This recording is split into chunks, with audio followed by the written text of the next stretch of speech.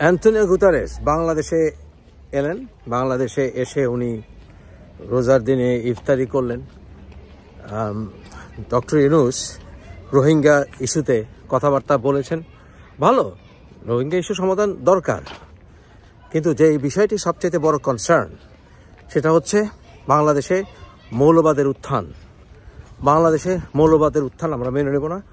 1971 সালে বাংলাদেশের মানুষ যুদ্ধ করেছিল, আমাদের পূর্বপুরুষরা, বাংলাদেশকে একটি ধর্মনিরপেক্ষ রাষ্ট্র এবং যেখানে সবার সম অধিকার থাকবে, গণতন্ত্র থাকবে, তার জন্য জীবন দিয়েছিল আমাদের পূর্বপুরুষরা।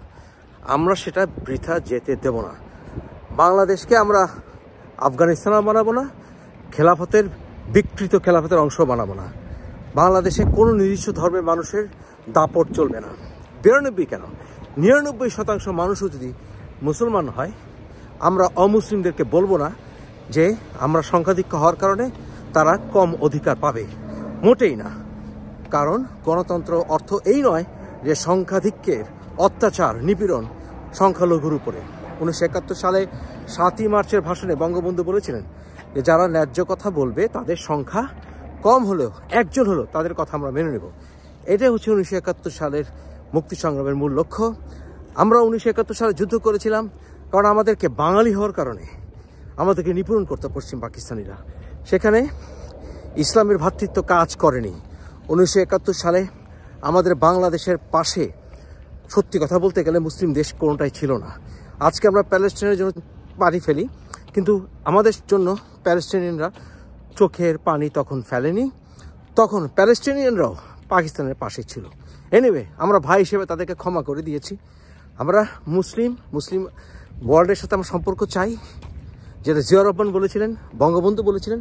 কিন্তু এর অর্থ এই নয় মুসলিম পরিচয়কে পুঁজি করে তারা আমাদের বাঙালিত্বকে হত্যা করবে। আমাদের বাঙালিত্বের যেই পরম্পরা, আমাদের ইতিহাস ভুললে চলবে না। আমাদের এই ভূমিতে সাহিত্য, সংস্কৃতি, ইতিহাসকে আমরা জলাঞ্জলি দেব না, এবং ইসলাম এটা বলেও না। ইসলামের সৌন্দর্য হচ্ছে সুস্থ সংস্কৃতির বিকাশ, এবং ইসলামের সৌন্দর্য হচ্ছে পৃথিবীর বিভিন্ন অঞ্চলে, বিভিন্ন জায়গায় সেখানকার লোকাল যেই সংস্কৃতি, সেটাকে ধরে রেখে সেখানে ভ্রাতৃত্ব প্রতিষ্ঠা করা, সবাই এক কাতারে দাঁড়ানো। এটা হচ্ছে ইসলামের সংস্কৃতি।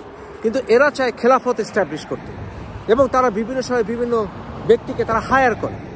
যেমন ধরেন পিঙ্কু ইল্লুরা, এই পিঙ্কু ইল্লুরা তারা বাংলাদেশকে জাহান্নাম বানিয়েছে। তারা এই জামাতিদের সহায়তায় তারা এই সকল খেলাফতিদেরকে উস্কে দিয়েছে।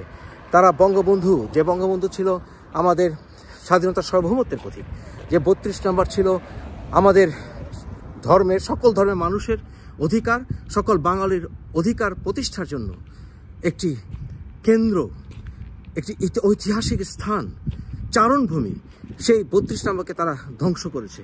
পিঙ্কু ইল্লু এরা খেলাফতিদেরকে দিয়ে সেই পতাকা উড়িয়েছে 32 নম্বরে। তুলসী গাবার্ড উনি সেই কথাগুলো আবার পরিষ্কার করলেন, যেটা আমি বলে আসছি যে এদের উদ্দেশ্য হচ্ছে খেলাফত প্রতিষ্ঠা করা। যাই হোক, উনি এটা স্পষ্ট করেছেন যে ওদের উদ্দেশ্য হচ্ছে এটা। এবং 32 নম্বরে ইল্লু, পিঙ্কু এবং ওদের সহযোগীদের যারা কিনা বাংলাদেশে আছে, ওরা তো আসলে মুখপাত্র যাচ্ছে। ইল্লু, পিঙ্কু হচ্ছে মুখপাত্র।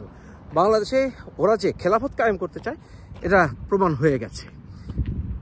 এই ব্যাপারে শুধু ট্রাম্প অ্যাডমিনিস্ট্রেশন কেন, যে অ্যাডমিনিস্ট্রেশন আমেরিকায় আসুক না কেন ভবিষ্যতে, এমনকি ইউরোপিয়ান ইউনিয়ন, এই বিষয়ে তারা ঐক্যবদ্ধ। জাতিসংঘ যতই ডক্টর ইউনূসের কথায় ফাল দেখ না কেন, কোনো লাভ হবে না। আমেরিকার কোনো ডিসিশনে বা ইউরোপিয়ান ইউনিয়নের কোনো সিদ্ধান্তে আলটিমেটলি তারা ইউনাইটেড হয়। বর্তমানে একটু ঝামেলা চলছে, কিন্তু ইউনাইটেড হবেই। আর বাংলাদেশ কেন, পৃথিবীতে কোথাও খেলাফত মেনে নেবে না। এই যে পাকিস্তানের উপরে ট্রাভেল রেস্ট্রিকশন এসছে, কেন এসছে? বাংলাদেশে তাদের ইনভলভমেন্টের জন্য এসছে। এবং আমি এও চাইবো না যে ভারতেও যে উগ্রবাদ চলছে হিন্দুত্ববাদীদের, এইটাও তুলসী গাবার্ড ইগনোর করুক। আমি এটাও চাইবো না, কারণ আমি জানি যে উনি জানেন যে ভারতে উগ্রতা হয়, এগুলো যাতে না হয় এদিকে খেয়াল রাখতে হবে। আর সর্বোপরি আমেরিকার বিরুদ্ধে জাতিসংঘে গিয়ে কোনোদিন কোনো লাভ হয়নি, হবেও না। এবং আমেরিকা এবং ইউরোপ এরা একসাথে যেই সম্মিলিত সিদ্ধান্ত নেবে সেটাই হবে। এটা আমরা সেই ইসরায়েলেও দেখেছি, বসনিয়ার যুদ্ধে দেখেছি, ইরান ইরাক যুদ্ধে দেখেছি, সব বিষয়ে দেখেছি। ওই ভাই সুপার পাওয়াররা যা সিদ্ধান্ত নেয় তাই হবে। এবং বাংলাদেশেও এই জাতিসংঘের মহাসচিব এনে কোনো লাভ হবে না। বাংলাদেশে এখন আপনারা দেখবেন কিভাবে এই খেলাফতিদেরকে দেশে বিদেশে আমেরিকান গভর্নমেন্ট বাস দেয়। সেই সময়টি এসে গেছে। আশা করি শেখ হাসিনা বাংলাদেশে ফিরে আসছে 100%। কেন? দেখেন, শেখ হাসিনা বহুবার মৃত্যুর মুখ থেকে বেঁচে এসছেন, বহুবার। এবং শেখ হাসিনা জানেন, উনি যদি বাংলাদেশে ফিরে না যান, ওনার বাবার যে গৌরবময় ইতিহাস, বাংলাদেশের যে স্বাধীন সার্বভৌমত্বের ইতিহাস, এটা ধূলিসাৎ হয়ে যাবে। ওনাকে, ওনার পরিবারকে সবাই কাভার্ড বলবে। এটা উনি হতে দেবেন না। উনি মৃত্যুর পরোয়া করেন বলে মনে হয় না। I don't believe it. উনি দেশপ্রেমিক না সেটাও বলবো না। ওনার অনেক ভুল আছে, অনেক ভুল আছে।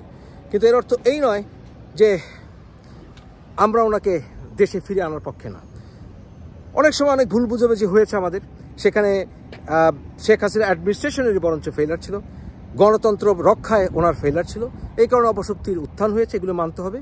এবং উনি অনেক চামচা দ্বারা পরিবেষ্টিত ছিলেন। প্রকৃত দেশপ্রেমিকদেরকে উনি অনেক ক্ষেত্রে মূল্যায়িত করতে পারেননি। এগুলো স্বীকার করে উনি দেশে ফিরে আসবেন। এবং আমি নিশ্চিত ওনার বিরুদ্ধে যে এই অ্যালিগেশনগুলো, উনি এগুলো ফেস করবেন। উনি ফাঁসিতে চলে যেতে ভয় পান, আমি সেটাও বিশ্বাস করি না। সুতরাং উনি অত্যন্ত সাহসী মানুষ।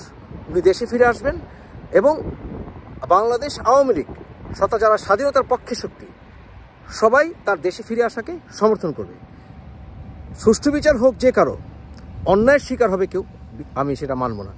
দেশে, বাংলাদেশে শেখ হাসিনা উনি ভয়ে আসবেন না, বিশ্বাস তো করি না, বরং আমি বিশ্বাস করি উনি অচিরেই বাংলাদেশে ফিরে আসবেন। এবং বাংলাদেশে এই সকল উগ্রবাদীদের শাসন আর বেশি দিন নেই। দেখবেন এদের আসলে খুব খারাপ পরিণতি হবে।